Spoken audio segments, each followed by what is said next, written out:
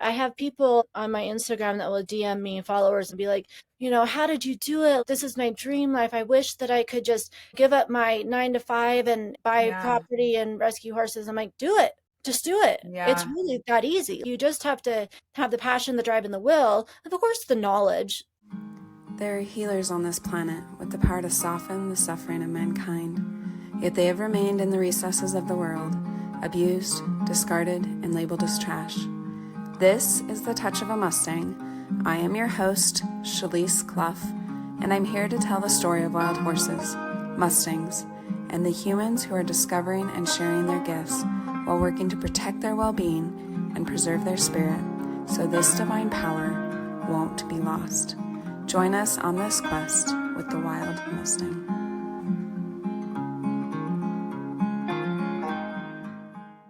To start with, why don't you just tell us a little bit about how your life came to coincide with horses, and then also how with Mustangs in particular? Well, gosh, I was raised with horses. My dad, got me into horses when I was, 10 or 11, and just kind of had horses. My passion was Arabians at the time. I They grew still up with are. Arabians too. Yeah, Arabians and Mustangs are my jam, and they're very similar too. I think on opposite sides of the spectrum, but Yeah. still the same. So it was Arabians, and just kind of did, your you know classical dressage and all that stuff that you do. I don't ride like that anymore because my thoughts and beliefs and practices have changed. But I had horses up, through the beginning of my adult life, and then went without horses for quite some time.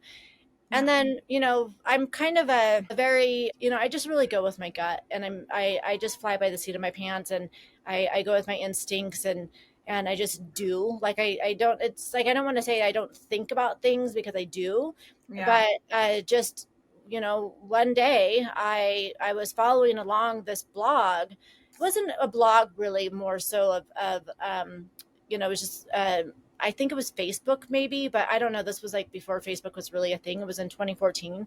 But somehow I came across this group that was trying to save these 22 horses that were at a kill pen up in Washington that were going to ship to Canada. And I just followed this one horse in particular, and I thought for sure he was going to be rescued. I mean, he wasn't super skinny. I mean, he didn't have any muscle tone or anything like that, but he had full set of shoes, and he was gorgeous, this Arabian, cross gorgeous.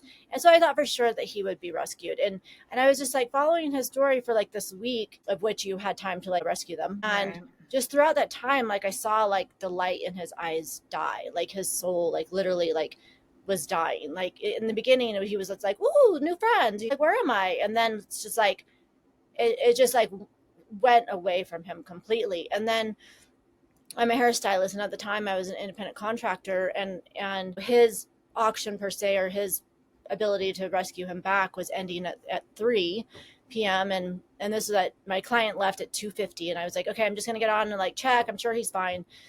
Well, it turns out he was the only one that hadn't been rescued. Oh, wow. And I had 10 minutes, and I was like, what am I going to do? And I'm in Oregon. He's in Washington. I know nothing. I've never even met him, but I had to do it. So I got on the phone, gave him my credit card, and rescued this horse. 11 years later, here we are. I You still have, started it all. Yeah. yeah, I started, but it was actually the same week that I was also opening my own hair salon too. Oh boy. So that's kind of why I was saying, like, I tend to like just do Yeah. You things. don't Like, talk yourself out of things. That's it good. wasn't really the best time for me to be rescuing a horse that, I knew nothing about. Turns out he Yeah. was actually rather dangerous. Really. He had been, I I don't know if he was abused as much as he just is extremely intelligent, and just learned he learned every trick in the book to not have to do anything that you want Yeah. him to do. So through training and whatnot, he's a magical horse. I mean, he was already to begin with, but we just learned each other's communication. So then, years go by, and I've always continued my training with horses in different avenues, different ways, variations, different people, different styles, different techniques. And it was during the pandemic, and I started becoming more enthralled. I always had a knowing, but I just became more, like, I guess, passionate about what was happening with the wild horses. And so I did an apprenticeship with a woman in Oregon who works with horses that have gone through a lot of trauma, and just kind of trying to teach the horses how to come into themselves, just in their brains, in their movement, in just everything. Mm-hmm. And I did that for a year. And then, that was part of me setting myself up to be available and be more in tune with what my plan was to move to Arizona and start this wild horse sanctuary. So there was a lot of steps that I took as a horsewoman to be ready to then take on these wild horses and do the best for them that I could as a person, as a human. We're at the hair salon. Then what Right. happened next? So, well, I saved up it took about 2 years to really have this come to fruition. The sanctuary, kind of, sold everything that I had, literally, and just dedicated my life, literally, Wow. to moving down to Arizona. And, had never, the only time I had been here is when I came down here to find property, right? And drove down here in my van, found property, found raw land, completely raw. I mean, we ran utilities and everything when we were in Oregon, just by phone, just by kind of coordinating via email and whatnot. But we didn't even have a road to, like, get onto the property or anything. But that was October 24th of 2022, and by November 12th of 2022, we were already rescuing horses. So. I mean, we're kind of nuts, I guess, if you, most people don't just get in there and just start doing, Right. but that's just Get rid of everything and go after horses. No, most yeah. people I mean, don't. it was time. It was just time. Like, I mean, it's like no one's stopping the roundups, or not no one. We're all trying, right? But the people who are actively doing the roundups aren't stopping. So it's like, when I got down here and then found out, which I had no knowledge of, alpine wild horses up north in Alpine, Arizona, that were being rounded up. So tell us a little bit about them too, because they're separate from the BLM. Is that correct? Yeah, so they're Forest Service, which there's so many reasons why. God, it's like, I almost want to start crying when I talk about it, because I am so passionate about these horses. And the contractor took a bunch of them to Claiborne, Texas last night, and they went through auction. Thank God. Nirvana Sanctuary and Paws. God, I forget their handle, but it's Paw for Horses in Texas or something like that. And then, of course, Salt River Wild Horse Management all came together, and they were able to rescue the alpines that the contractor took. This is their third time going through auction. It's a long, horrible story, but they're safe now, along with 2 BLM Mustangs. I don't know where the other BLM Mustangs went. I hope that they were safe. I don't know if you know, but I also did a big interview with a K-Gun 9 yesterday. So and then we had a winter storm coming in. So I had a lot going on. So I wasn't able to fully participate in that auction via online. So I just am going off what I heard from those sanctuaries, and at least the alpines got safe. But anyway, back to your question. There were about 500 alpines up in northern Arizona, in the Apache Sitgreaves Forest. So the alpines reside on the Apache side, and then the Heber wild horses, they're all Forest Service. So they're on the Sitgreaves side of those mountains, the Apache Sitgreaves National Forest. They were considered unauthorized livestock. The Forest Service wanted them rounded up and hired a contractor, paid her $1 million for the first contract. They did bait and trap. They don't use helicopters, but they did bait and trap. That started in, October 2022. There is proof, and we all just kind of know, in October there were 50 that were found shot cruelly. I mean, a lot of them, didn't die for, weeks from their wounds. So that's kind of what really perpetuated me getting involved, was that, there's an extreme need because they're not removing them fast enough. So now they're shooting them, right? And so that's when I jumped in and just started rescuing them. And it was more so out of the lack of homes, because at the time And still to this day, as you know, as I don't think this enough sanctuaries can grow fast enough, right? I mean, there's more horses in holding than there are actually wild, and so it's like the, it the average person isn't going to just go rescue a wild horse. I Right. mean, some people are, maybe some teenagers get into it for, 4-H programs or like whatever, or, like they might like get one and like train it. And we all know, or maybe we don't all know, maybe that's something I should explain, that AIP, the Adoption Incentive Program with the BLM. I have one BLM Mustang that I just rescued from a kill pen that was a victim of that failed program. Do I need to explain that? Yeah, I mean, I guess let's talk about it a little bit for people who don't know. So the adoption incentive program is that they are actually paying people to adopt BLM Yeah, so Mustangs now. every person can get up to 4 at a time. So say you have a family of 5, each of those each of those family members can get 4 horses, right? So you get 1 or 4, and you get $500 in the beginning. And then if you keep them for a year. Now the idea, except for there's people in the world that take advantage of everything. Yeah. The idea in a perfect, beautiful world, it would be a good program, but it's not because of the people out there who will just take advantage of Because everything. people are doing it for financial They're incentive. doing it They're for just wanting the financial, money. yeah, because if you keep them for a year, then you get another $500, and then you get their title. So now you're actually the official like owner of these horses, but then they're just getting dumped at auctions, and then they get bought by kill buyers because, again, no, the average Joe isn't just going to go rescue an unhandled horse, Right. especially an older one. And right now I'm seeing BLM Mustangs go through sale authority at 1 year old. I mean, sale authority horse is a BLM Mustang that is 10 years or older, been identified as 10 years or older by the BLM. I mean, who knows if that's real or not. Or they've been put up for adoption 3 times and haven't got any bids on them. And a sale authority horse, you don't have You to just have any. You can get the just title as you can soon as just you get adopt that. it. Yeah. Yeah. So no one So checking in on you. no one Just checking in you on get the you. horse, it's You just yours. get the horse. But I mean, going through as cell authority at 1 year old, like, I mean, it's Yeah. just unbelievable. And the reason they're doing that is because the facilities are full, but they're still rounding up horses. So there's just like this. So long story short, Yeah. that's why I was like, I have to do something. I have to do something. And so I literally chose to give up my entire life and dedicate myself to helping as many horses as I can. Now, I can only do that so much because I have to rely on donations. And so that puts a limit on what I'm fully capable of doing, is just how many donations come in to Right. fund Yeah. that. Horses do cost money when we take them into our care. For a sure. lot a lot of money. Yeah.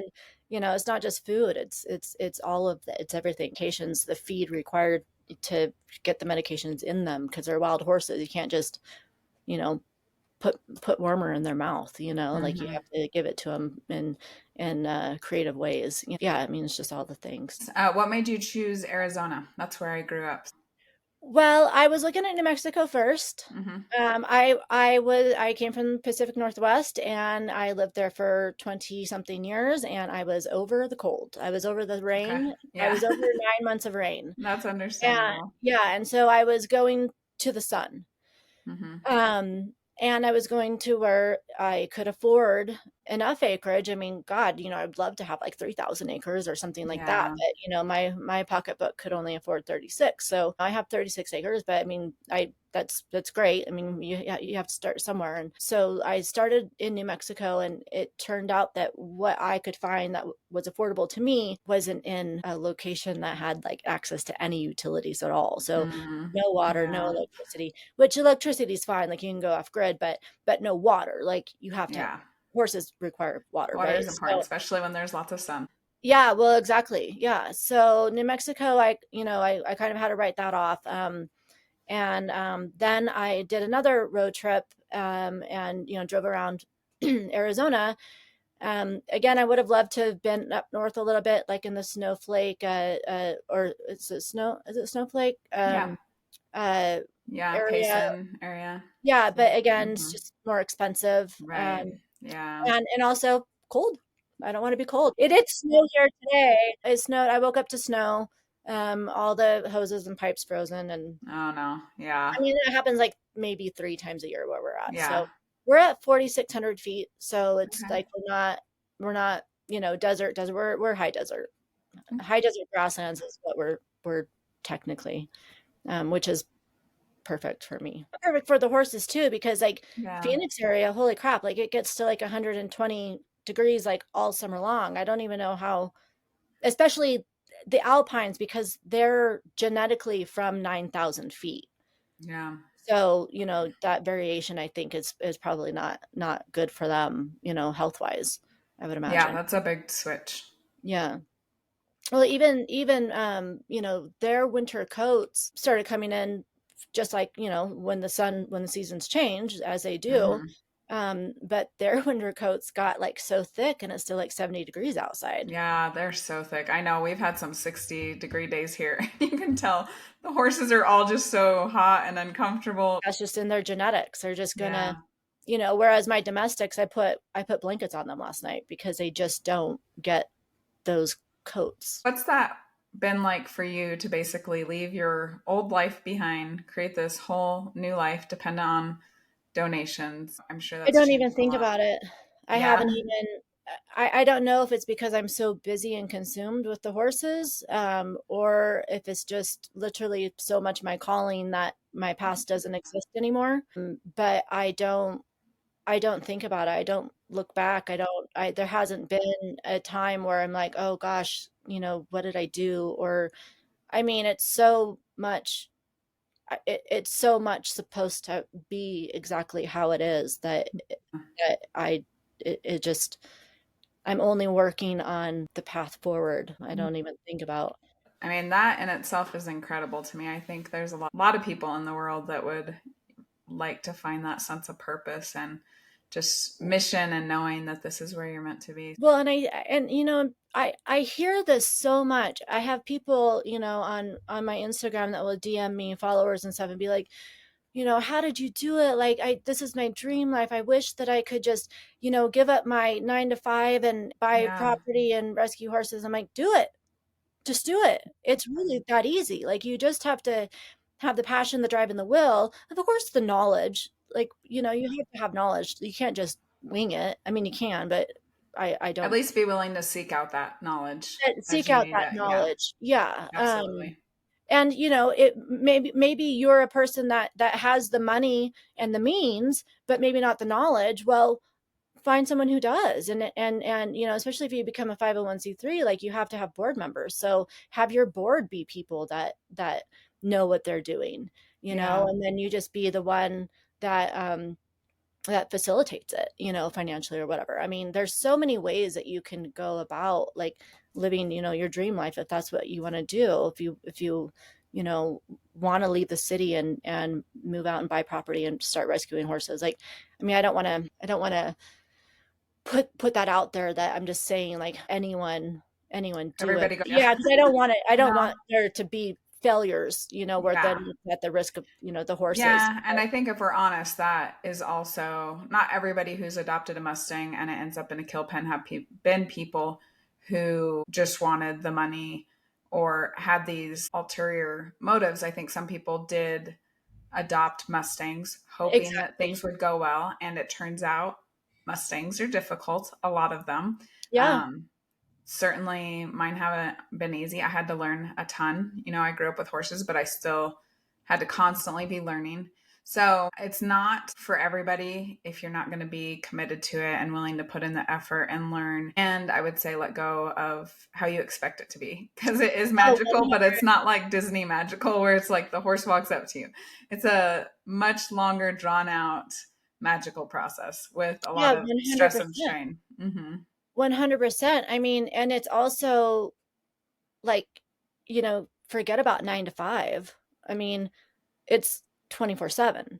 Yeah. There is no, I mean, I'm up so many times throughout the week checking on the horses for whatever reason, like just the other day, one of my little Navajo reservation babes, one of the other horses kicked him in the face, and it gave him a bloody nose, and it stopped bleeding, but then would start bleeding again. And it just made me nervous enough. I mean, I think about Yeah, Thor from the stressful. Pull of Peaks when he got kicked in the head and died, right? So it's like, Yeah. I'm just like, oh my God, Aldo, don't be like Thor, like it. And he's fine, but still, I got up several times in the night just to make sure that he was fine, but it's just things like that, like, like I don't sleep Oh very no. much, because even if I hear like a panel, rattling a little too much or something, I'm like, oh, does a horse have its foot stuck? Like I'm just like that. I care so much. I don't want any injuries. I don't want any, I care so much about them and their well-being Yeah.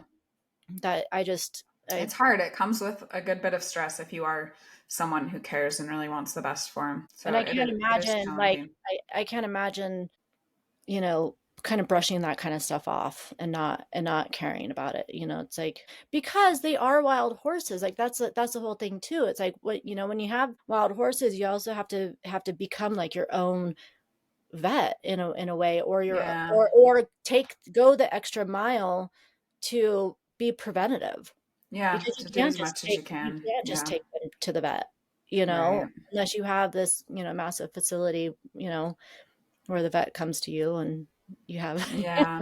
all these, Yeah. that's the romantic part of it, is Right. is having them all, like, trained with just a snap or something. It's Yeah. like, it's taken me, some of them, gosh, years, for them to just fully trust me. And that's that's okay with me. Like, I understand. They went through something that I can't comprehend. They were rounded up in these horrible ways. They lost their families. They lost their freedom. They lost where they're from. They're in this, they know not, they don't know this area. It's like not even in their brain or their comprehension of what Yeah. happened. It's a whole new world, quite literally, for them. They don't take much from their life and world before. They were perfect and pure, and then all of a sudden they got, this warped sense of reality that we, as humans, like, you know like, forced onto them. Yeah. And so I try so hard to just allow them as much time as they need to decompress and come into themselves and figure out who they are. And most of the ones that I've rescued have been orphans. So, they've been babies, but still, it still, regardless of how young they are, it takes a lot of time to gain their trust. And again, I don't force it on them. Yeah. I let them figure out what it is that they want. Um, Yeah. because I'm not trying to make riding horses out of them. Hmm. I'm trying just to let them be, you Yeah, know. and maybe talk a little bit more about that. I know you said you had some and they were able to find homes. With the ones you take in, is it that they're going to stay there forever? What is kind of your I'm a strategy and sanctuary. approach? Hmm. Yeah, I mean, I'm a sanctuary. I do take in owner surrenders. I was on the news yesterday, and I woke up this morning to a bunch of emails from people Oh, like, "Oh, hey, my 85-year-old neighbor has a couple donkeys that they need to rehome." So I will spend some time trying to rehome those donkeys. I personally am at capacity right now yeah. until I get more supporters. I'm very, very, very strong into being responsible. Yeah. Um, uh, Which is important because I think if you take too much on, you're not able to care for the ones that you have, and then it's just unfair to all of them if you're not taking care of what is Yeah, required to trust live me, I life. would And love to yeah, just keep on bringing them in. Like, right. it breaks my heart that I can't, but at the same time, I know that I have to be responsible, and I have the means that I have right now, Hmm. is to take care of the 23 that I have. Beyond that, I would just be stretched too thin, and it's just not fair. Yeah. It's not fair to Yeah. the ones that I have. But anyway, it's just funny. I woke up to those emails. I'm like, I will find them, a place to go. Which I think goes to another question I wanted to kind of ask you about. How do you, I guess, reconcile that a little bit? Like it is such a massive problem. I think there are solutions out there that just aren't being used and utilized. I think there's lots of programs that if they were expanded, it would be great options. How do you kind of reconcile that when, it's I have three of my own, but in the scheme of things, that's so little that we're doing for such a widespread issue that is occurring. Well, exactly. And I think that, there's such a grand opportunity for everyone who shares the same vision to come together and Yeah. work together and Yeah. create kind of a large umbrella, um, of a program of sorts where we can work together and facilitate, um, like, here's this horse in need, and here's a list of sanctuaries that have open availability or whatever. And then Yeah. as like the large group do, a fundraiser that then will like be directed towards like that sanctuary who is going to take in. I mean, if we all just started working together, Yeah. and I guess sharing the donor base and sharing the education and awareness. And I mean, I talk to so many people who don't even know that wild horses are still actually a thing. Oh, I'm Like, I kid sure. you not. Like, they're like they think that the wild horses were literally in like old Western In the movies, and Wild West. that's it, and Yeah. that they don't even exist. They're like, oh my God, there's still wild horses out there that are being rounded up. Yeah. There's that. And then there's people that honestly believe that the narrative is that, they have to be rounded up because of drought and whatever. And it's like, well, maybe that's true in some places, but also look at, Washoe Lake, where they're like trying to fence it off right now and take away the water source from the horses. Like, working together, but also taking the time to get education and awareness out there to the public so that people do start wanting to be more a part of the Yeah. solution. One thing that's really cool with sanctuaries and stuff, like we've said, not everybody needs to go out and rescue a Mustang, but there's a lot of sanctuaries, I think the good ones, that will really give you an opportunity to quote unquote adopt or really participate in helping a horse. Yeah, sponsor is probably the right word. Yeah, well, like I said, we have that one that we just rescued like 3.5 weeks ago, and she's fully 100% sponsored. I mean, if I were to say like, I don't like to use the word own, because I don't think that Yeah. anyone can really like own a horse. But Yeah. if you were to use the word owner, Hmm. this woman would technically own her because she paid for her rescue, the transport, and she pays me monthly to feed her. I Yeah. don't get paid for the care or anything like that, but I don't care about that because the horse Right. is saved. And so, you can do that. I can take in more horses if they had 100% sponsorships, for sure. I mean, that's Hmm. a wonderful way to help. And also, if you feel passionate about that, so this woman then comes, she's in Phoenix, and I'm like 4 hours away from her, but she drives down here on the weekends and spends time Wow. with, her horse. And if she has time, like, she's missed a Yeah, no, weekend. that's commitment. That's a lot. Yeah, she felt compelled to rescue this horse, and I Yeah. had the space to keep it and take care of it. So, Yeah, that's a really cool way to stay involved. And I think the other thing is, which I've talked with some people about, a lot of people are really excited in the rescue process. Like, let's save these horses and forget that that's 30 years of care in some mhm. capacity that is going to have to take place for that horse to remain safe. Well, exactly. And that's where the sanctuary versus rescue comes in. I'm a sanctuary, therefore I keep the horses for life. Main reason being is because they were rescued as orphans or as, separate horses. In the beginning, with the Alpines, I was rescuing groups of horses, like, 4 to 6, but they were still orphans or not from the same family per se. Hmm. But now they are a family and they are bonded. Can't even imagine separating them. I thought about it, just not thought about doing it, but just thought about How it would play out. how it would play out. And I'm like, okay, let's say I adopted out Uma. Well, then I would have to adopt out Raven, and then I would have to adopt out Moon, and then I would have to adopt, and they would all have to go Your together, whole herd. and then that's the whole herd, Yeah. right? So it's like it's like one horse can't go without the other, which can't go without the other. It's like, I mean, there are herd naysayers can say all day long that that isn't real and that doesn't exist and that they don't form bonds, but they absolutely 100% do. Yeah. They are so connected. I mean, Bijou taught me something this morning. I didn't know what she was doing. It's kind of a long story. I won't get into it, but she was like, nipping on something on Uma, and she was telling Uma something, and then I learned what she was telling her, but it was horse talk, and Hmm. it's like they communicate with each other on such a different level because they don't have words. It's like they're family, and they're family and best friends. It's like you can't separate that. Or And I frenemies. yeah, oh my God, yes. No, that happens too. And it also changes. Yeah. They get in different moods and they change. Orion, one of my orphans, I rescued him from auction. I didn't actually bid on him to rescue him.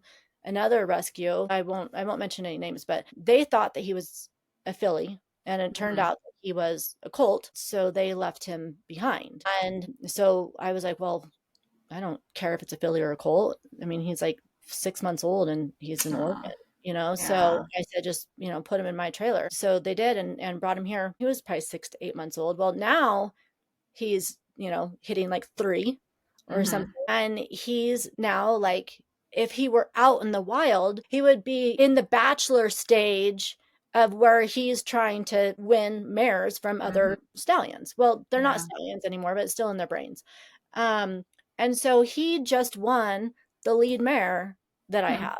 Oh, that's Um, so interesting to see which, those yeah, dynamics play out right in front of you. yeah, it's just so funny because they're not stallions anymore, but they're still that way. And so him and Moon, the lead, uh, are just, and they're gallivanting around. Like, I mean, they're so in love.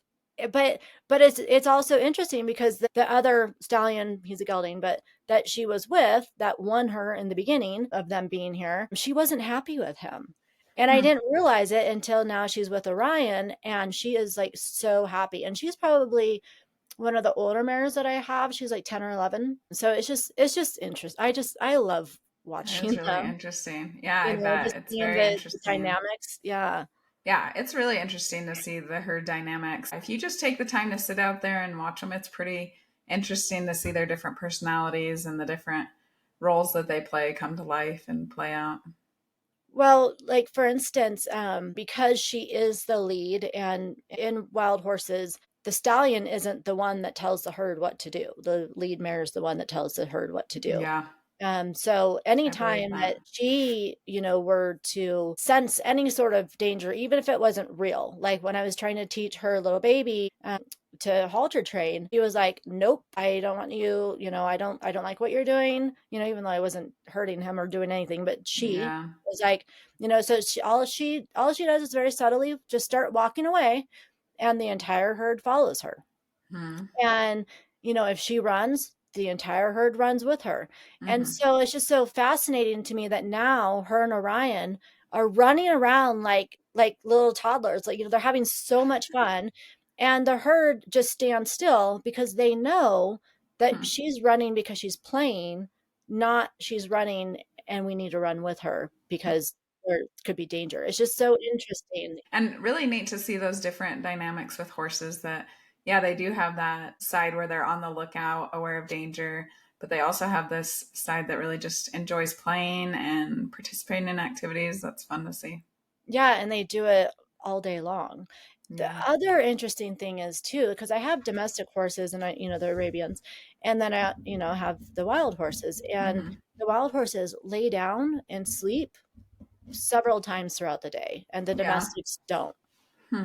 So that's another interesting That thing is interesting. to me. I'm like, why don't my Arabians lay down several times a day? And the Yeah. wilds do. Like, Yeah. It's it's interesting the different adaptations that Mhm. they've made. I wanted to talk about one thing you touched on, which I think is important. How can people who are wanting to help and maybe aren't in the horse world, how can they find the rescues that are doing it the right way? I think Oh, unfortunately, even with good one. rescue and sanctuary, there's people who, meaning to or not, can take advantage of it because there is money at play and things like Yeah. that. Um, Well, and oftentimes they don't start out that way, yeah. but they do, they end up Or, that way like we because kind of alluded to before, where they maybe get overwhelmed and aren't able to care for the horses. How can people do their best to ensure that if they want to help a horse, it's going to be in a situation that's truly going to help them with an organization that's really focused on what's best for the horse? that's I mean, I wish that's like the $1,000,000 question. Yeah. I wish that there was really a way, and there are ways. Guide Star is a good resource. GuideStar kind of rates GuideStar nonprofits. rates Is that right? nonprofit. Yeah, because you Yeah. have to follow specific protocols, and you have to, like, write in and give them information on a consistent basis.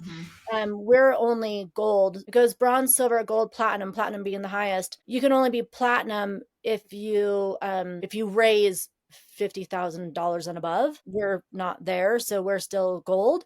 Mm-hmm. So don't look at gold and be like, oh, they're not platinum yet, because it might just mean that there's still a smaller Yeah. rescue and they're So just you kind not. of need to know how to read it. Mm-hmm. Yeah, but it'll show on there the assets and whatever, and we're still at zero because we just are, which is fine. I'm just kind of Yeah. giving. I'm not complaining. I'm just giving information to Right. No, it's good to there. have a reference point from which to So judge I if mean, the people want goal to is take a to look get at it. platinum, but just because they're not platinum, it doesn't mean they're not good. It just means they might be a smaller rescue or Mm-hmm. sanctuary.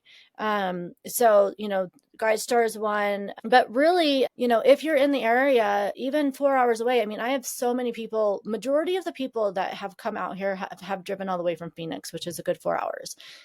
So if that's something you're willing to do, I mean, unfortunately, we are kind of located in no man's land, Yeah, which which I is. think a lot of sanctuaries probably are going to be because it does take land to have horses. Yeah, exactly. I think going back to what I was saying before, how if rescues were to work together and have this, like, large umbrella, but if Yeah. you have, like a board at the top, people who are well respected, who have maybe not a big following base, but just who are well respected.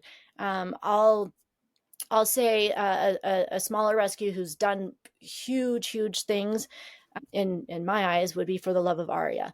So that would be someone who I would consider would be, like, maybe at the top of the umbrella, that would help, one of the, like, initial go-to people. Like, someone asked me the other day, you have so much knowledge, you're into education and awareness and all these things, like, Mm-hmm. have you ever thought about, like, writing a book to kind of help people do better at rescue, rescue 101, if you A will, guide. right? Yeah. A guide, because there really isn't one out there. And I was like, oh, God, like, I could totally do that, but it would have to literally be like a manual, like a really big manual, because there's so much to cover. And that's why working together, if you get people from different backgrounds and stuff that have different knowledge and education in so many different ways, and you all come together and put your brains together, then I think that's how we, as that group, could weed out the bad ones, the ones that Mm-hmm. aren't fitting the protocols or doing right by the horses. Unfortunately, there's so many people that are wolves in sheep's clothing. And Yeah. it takes, and sometimes, unfortunately, it takes us finding out the wrong Yeah. that they're doing in horrible ways.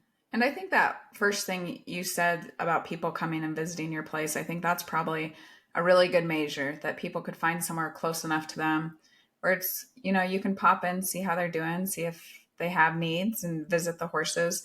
I think sanctuaries and rescues who really want what's best for the horses would always welcome that. Do you feel like that's true? 100%. And if you're not willing to offer that, then you're not doing it right. And Yeah. that you have I something to would hide. think that's a red flag, right? Yeah, that would be like the first red flag. If you don't answer questions, if they just think it's so important to be transparent about everything that you're doing, and if somebody has a question, I think it's so easy as a human to just, like, automatically get defensive about things, when really, especially when it's like via writing, if it's DMs or emails or whatever, Mm-hmm. like, you can misread the tone. And if you just really keep your belief systems neutral, and Mm-hmm. just keep your mind open to options and possibilities, or when whatever, then I think you can find that when people are asking you questions, they're not trying to be malicious. They just really simply Mm-hmm. want to know, and Yeah. then it's important to share and Yeah. come to a common ground, Yeah. And I think it's even good for not everything is beautiful and perfect in rescue and sanctuary. No, Um, it's not. and so I think it's good for people to understand and see the hardship and that, yeah, it's not just magical fields with horses surrounding you. Like there's struggle, there are health issues you have to think about, things sometimes. don't go right, don't go the way that we would want them to go. And I think that's a reality that can take place even with people who really have the best of intentions. Yeah, absolutely. I mean, I had, one of our alpines pass away from EPM, and, there was really nothing that I could have done different. She was misdiagnosed from one vet, and that, in my eyes, set her back. She ended up passing away the day before her medication arrived. And, it was one of those things where it's time sensitive, Yeah. and she needed that medication. But, like I said, the first vet misdiagnosed her. And EPM is something that it is difficult to Yeah. It's a diagnose. hard one. So it's not even really that vet's fault. It just is what it is. It just, it just Yeah. happened. And, who knows how long she even, because horses are so good at hiding their pain and everything too. And so she might not have even started showing symptoms or anything, because I believe I caught it as soon as she was showing symptoms. But again, she's a wild horse. I mean, she could have not been showing symptoms, but been Yeah. dealing with it internally for time, so it is. I mean, there's things that happen that are out of your control, and it's just the way that it is. One question I have for you, one thing that I come up against is it seems like, you were talking about if we could develop this bigger community, and that's something that I really see. I think whether it's Mustangs in sanctuary or Mustangs that are being used for good purposes and ethical ways, um, there is a lot of potential there. And as we talked about, a pretty big problem or issue. There are lots of horses in holding that there's just not that same amount of adopters for. So unless other programs and strategies are developed, that's probably not going to change. And as you pointed out, could just be getting worse. What are some ways that Mustang people in the entire community can come together? One thing that I have found is a lot of sanctuaries aren't interested in talking to me. There's kind of this advocacy side, and then there's this quote unquote ownership side. And I think my Mustangs are very happy. I'm very aware of them. How can we join together a little bit more? I know that I've had people who would fall under the advocacy category make comments on my page that, somehow I'm responsible for the roundups or something like that. And it just creates this divide. Really? See, Well, I just that find we're it part of the so problem. Yeah. I just find it so interesting when I hear something like that. Um, like why you? Like, why would anyone pick on you? And same thing with, people picking on Nada from Return to Freedom. I'm like, why would anyone pick on her? Like, she's doing so much good. That's the part, and I don't want to say any names, but that's why I really try to play Switzerland. Like, I'm here for the Yeah. horses, period. I'm here for the horses. Yeah. Whatever, chatter is going on, like, in the rescue world with people who are just, pretend advocates. Yeah. There's a lot of people who really are pretend, Hmm. and they've never rescued a horse in their entire life, yet they somehow have this extreme knowledge of how it should be done. Yeah. And if you're not, following, their guidelines, then you're wrong. And I got maybe, like, emotionally sucked into that years ago, Yeah. and it really, like, it internally kind of wrecks you, and puts doubt in your mind and makes you feel like, what, I can't do this, I'm a failure, Yeah. this is bigger than me, I can't accomplish what I'm striving to do. People that do that to people like me, it's not okay. So Yeah. I've learned to just, that's background noise to me. Yeah. It's clutter, it's chaos. It doesn't serve the horses. It doesn't serve Yeah. my horses. It doesn't serve me. It doesn't serve my sanctuary. And so I just leave it alone. They can talk all they want. It doesn't bother me. You're right. And the thing is that, people will see through the fluff, hopefully. Yeah. That's what I hope. And the people who don't see through it, then they're not in the right space either. That's just where it gets so difficult, is because it goes back to what I'm saying. Like, if we all just start working together, we could accomplish Yeah. so much more. If Yeah. there And I wasn't. would so love to bridge that gap because I think that there's a lot of Exactly. people, But then it the creates people that confusion. comment, they say they want to save Mustangs. And I'm like, well, I can guarantee that the three I have, they will be safe for their whole life. And it creates such a divide between different categories of people because they're doing it different ways. So I would love, and I don't know if you have thoughts on this, just to find ways to kind of bridge that gap so that we can all come together for the horses and realize, and I guess I don't fully know your perspective, but some people But I think you think that, shouldn't ride them. I feel like it's okay to ride them. I think my horses well, I think enjoy they, that and yeah, different I things mean, like that. if they want to be ridden, I mean, totally, 100%. I mean, I have this one horse, Orion. He's the one that was Mm-hmm. left behind at auction. I had this woman who came to help me. She was a friend.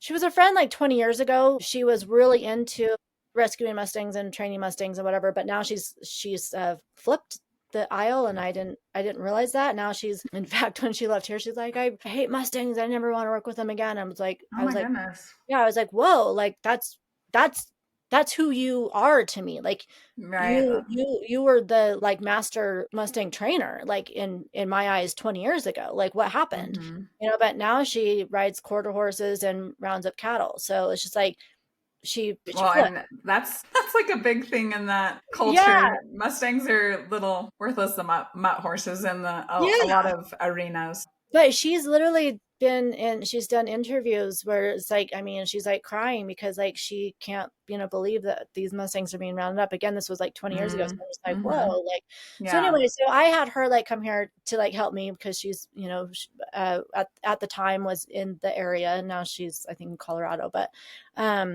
anyway, she told me that Orion was explosive and that he was never going to be able to be trained. And I was like, what? I'm like, but no, I'm like, I can walk up to him right now and put a halter on him. Mind you, he really hadn't ever had a halter on him before. We might have played around with it a little bit, but he by no means was halter trained. And Mm-hmm. she's like, yeah, right, I dare you. And so sure enough, I walked up to him and put a halter on him, and he just let me. And she was like, whoa, okay, well, never mind, I take that back. And then like one day I was just kind of out there messing around. I have a saddle that, I used to put on them. It's just a training saddle. Mm-hmm. It's no good to be used for riding. But Yeah. he was just standing there, and I was like, well, I'm just gonna see if he'll have the saddle on. Put the saddle on him, didn't even flinch, like no problems. Other horses, I've ridden one of them bareback, but I put a saddle on her and she just starts bucking and she does not want that thing on her. Now maybe eventually she'll get over it, but I don't.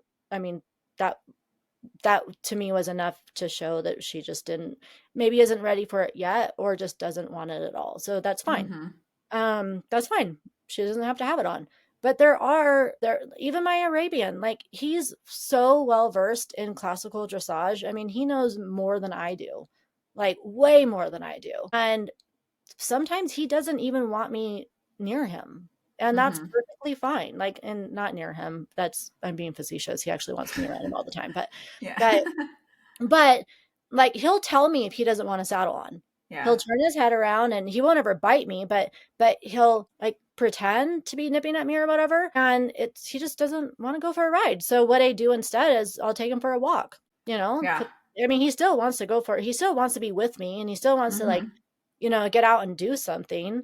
So we'll just go for a walk, and it's still a spending time together, and it's Yeah. fine. So Yeah. to me, it's like it doesn't. I think it's just what as long as you're listening to the horse, and you're not forcing the horse to do something against its will, then it'll tell you. It'll let you know what it wants to do. Yeah.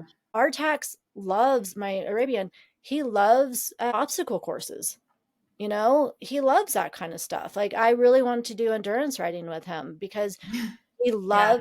he just loves that. His brain is going a million miles a second because he's an Arabian, right? Mm-hmm. And so he loves the challenge. And it just depends on the horse. Yeah. I think that, saying no, like a definitive no, don't ride any horses, is also not doing them favors, because sometimes they need to have more activity for their brain. Yeah. More activity, more stimulation, more purpose. Yeah. And Mm-hmm. again, they enjoy it. And for the ones that don't enjoy it, then don't make them do it.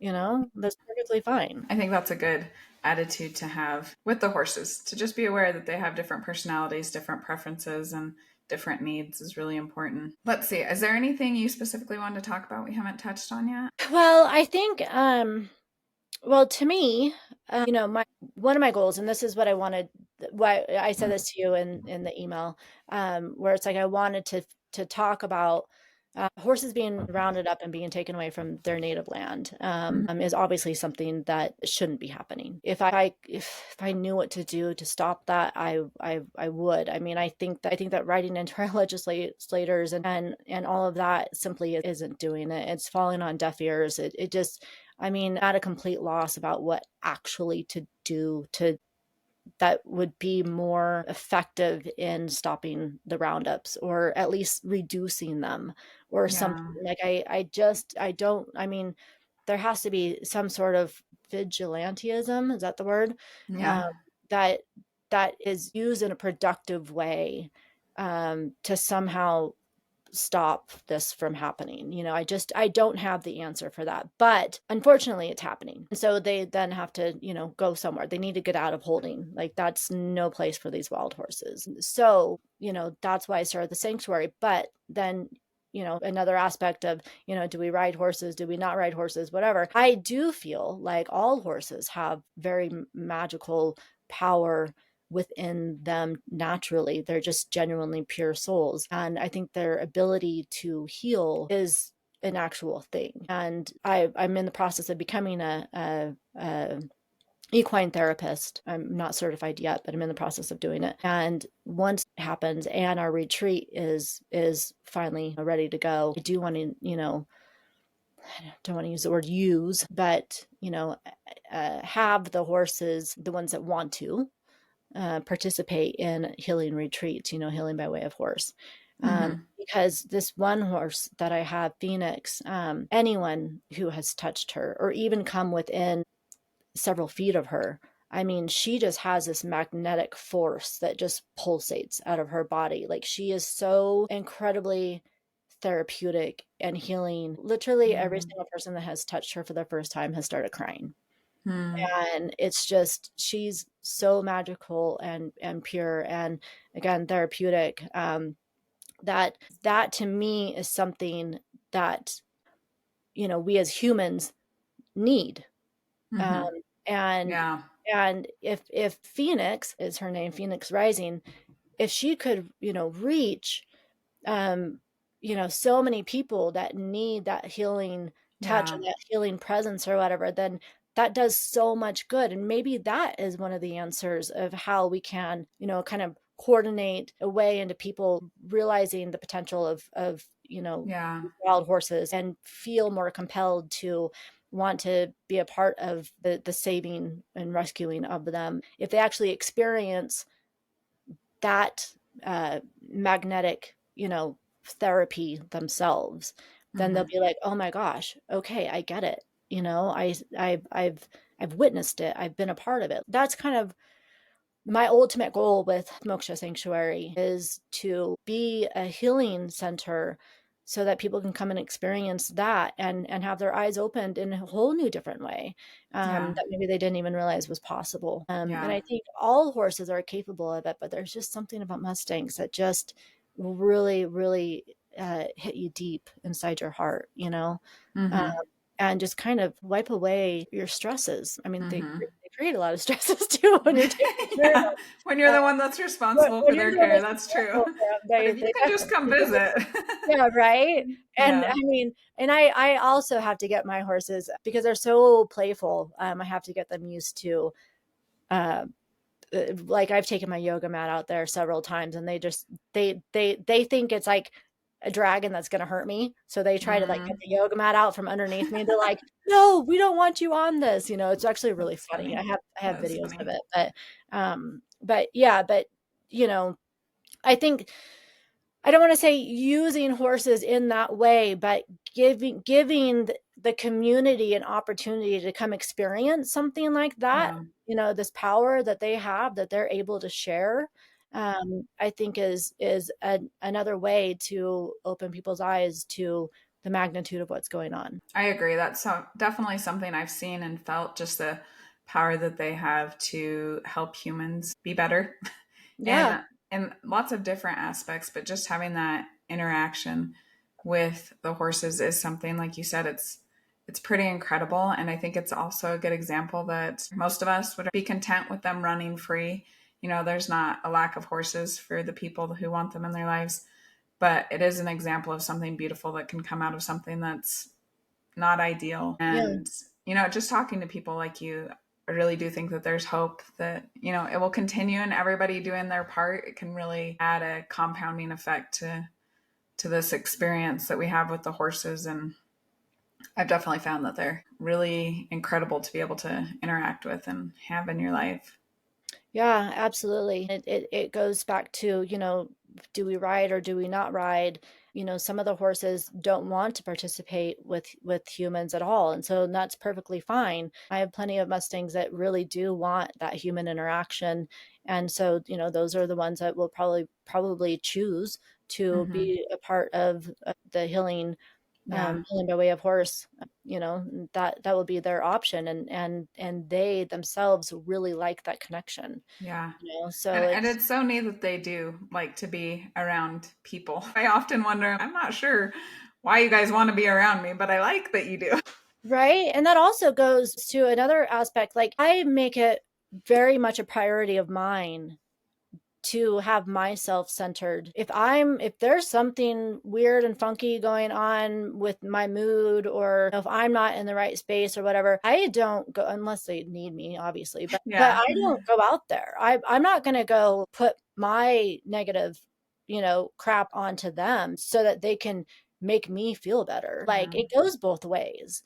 Like, I'm not gonna just dump all my, hurt feelings or whatever might be going on, for the day. Like, I make sure and have myself centered and in a good place, at least balanced, Mm-hmm. before I go out there and really approach them, because that's not fair to them, because they do absorb so much, and Yeah.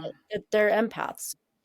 So am I. So maybe that's why I understand them so well too, is it's just within my nature as well. Maybe that's what it comes down to. Maybe people who are starting rescues and sanctuaries need to take like a quiz or a test or whatever and see like where they fall on like empath level, or Yeah. whatever, like the psychopath.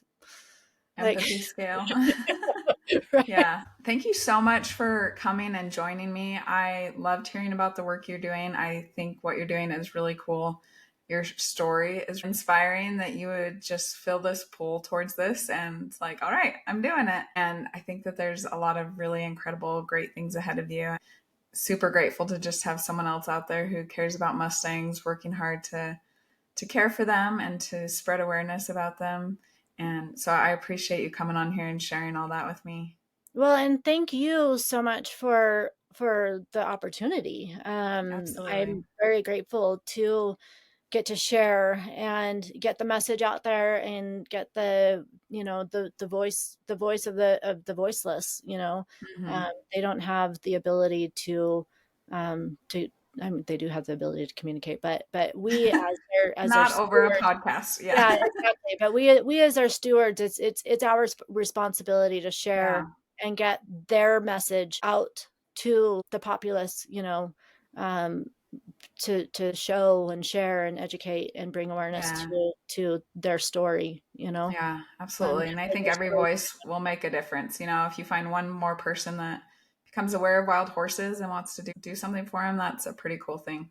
Yeah, exactly. And so then, just to touch on that base just one more time, like, if whoever is watching this, if you do feel compelled and you feel it in your, you're very passionate about, wanting to rescue a wild horse, but you don't have the place to keep them, or the knowledge, or whatever, you can always find a sanctuary like me, like Moksha, and rescue a horse, Yeah. do 100% sponsorship, and ultimately, do your part in rescuing a horse, and we'll care for them for you. Yeah.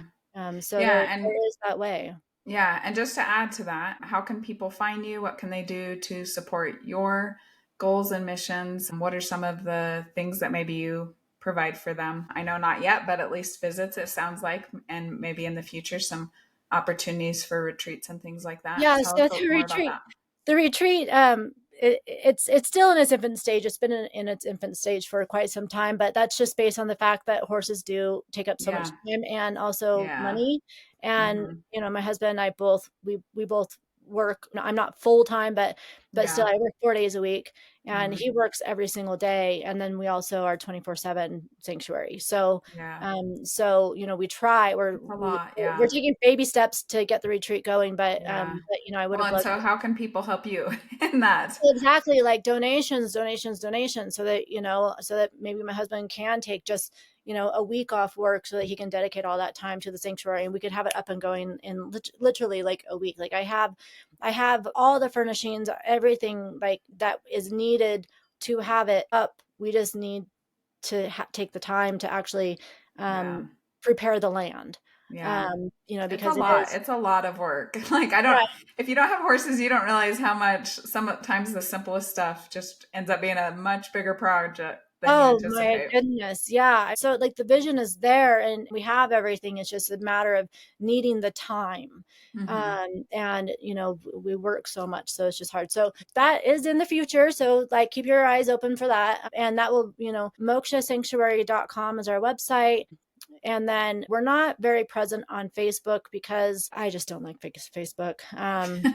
I just Yeah. can't. And I also don't find it to be user friendly, to be honest. And I don't have time to sit there and figure stuff out. I'm dedicated to the horse Yeah. for most of my time. Yeah. So I'm not gonna sit there So and don't become. worry about Facebook unless Yeah, that's so the only I'm way not gonna unless become. that's the only way you can get Yeah, to them. yeah. Yeah. But we are very active on Instagram. So our Instagram is at Moksha _sanctuary. Moksha is Moksha. It's Sanskrit for freedom. What we do is our mission is to give wild horses back their freedom. So Yeah. so Moksha Sanctuary. Our email is moksha.sanctuary13@gmail.com. When I started that email, that was when we had 13. Nice. Now we Well, have I mean, that's now we kind have of a 20. cool milestone that Yeah, you can now look we have at and say that changed. yeah, now we have 23. But every Wow. time that I write out Moksha.sanctuary13, I'm like, I always reflect back on that was when we had 13. And Yeah. I thought 13 was a lot, now 23. And, It is a you know, lot. it's, but, Yeah. I do want it to grow. We can grow with volunteers, and we can grow with sponsorships, and we can grow just with donors, support. And we'll include all that information too in a written form so people are able to see that. But thank you so much again for being here. Thank you for joining us and learning about horses that heal and the humans who help them. We hope you'll continue with us on this journey. We'd love for you to subscribe on your favorite platform and follow The Touch of a Mustang on any of the major social media outlets. Please share with your friends, anyone who loves horses, or anyone who might be struggling and could benefit from this message. If you have felt the healing power of horses or help them in their divinely appointed mission, please reach out. We want to hear your story. As we say goodbye, always remember that the horse is always there to help you heal.